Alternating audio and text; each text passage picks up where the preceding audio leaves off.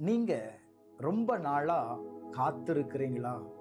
ஆனா எதுவுமே உங்க வாழ்க்கையில நடக்கலையா? இந்த மெசேஜ் உங்களுக்கு தான். நம்ம வாழ்க்கையில காத்திருக்கும் நேரம் என்பது ரொம்ப கஷ்டமானது. எப்போ நடக்கும்? எவ்வளவு நேரம் ஆகும்? ஏன் தேவன் என் ஜெபத்திற்கு பதில் தராமல் மறுக்கிறார்? தேவன் என்னை மறந்து விட்டாரா? இப்படியெல்லாம் நம்ம வாழ்க்கையில கேள்வி வரும் பாருங்களேன். ஆனா நான் சொல்லுவேன், நீங்க காத்திருக்கிற காலங்கள் என்பது தேவன் உங்களை ஆயத்தப்படுத்துகிறார், உன் மனதை பலப்படுத்துகிறார், உன் விசுவாசத்தை அவர் உயர்த்துகிறார். இப்போ ஒரு விதைய நீங்க விதைத்தீங்க அப்படின்னா அது முளைத்து நீங்க எதிர்பார்க்கிற பலனை நீங்கள் பெற்றுக்கொள்வதற்கு சில காலங்கள் ஆகும்ல. அதே போலதான்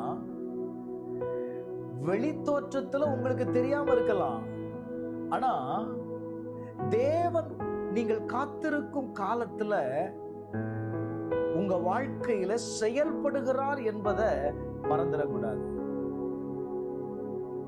வேதம் சொல்லுது, சங்கீதம் 40வது அதிகாரம் 1வது வசனத்துல, கர்த்தருக்காக பொறுமையுடன் காத்திருந்தேன், அவர் என்னிடமாய் சாய்ந்து என் கூப்பிடுதலை கேட்டார். நீங்க காத்திருக்கிற காரியத்துல 1 எதிர்பார்ப்பு இருக்கணும், 2 நம்பிக்கை இருக்கணும். நீங்க காத்திருக்கிற நேரம் வீணான நேரம் இல்லை. அந்த நேரங்கள் உங்களை ஆயத்தப்படுத்துகிறது. இந்த காத்திருக்கிற நேரத்துல கர்த்தர் எப்பொழுது செயல்படுவார் தெரியுமா?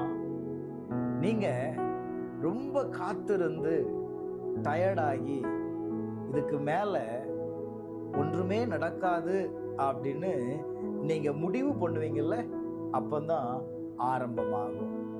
உங்க வாழ்க்கையில காத்திருக்கிற காலத்திற்கு ஒரு முடிவு உண்டாயிருக்கிறது. அப்படின்னா தேவன் உங்க வாழ்க்கையில செயல்பட ஆரம்பித்து விட்டார் என்று அர்த்தம். இந்த வீடியோவை உங்களை போல காத்திருக்கிற எத்தனையோ நபர்கள் உண்டு. நீங்க இதை ஷேர் பண்ணீங்கன்னா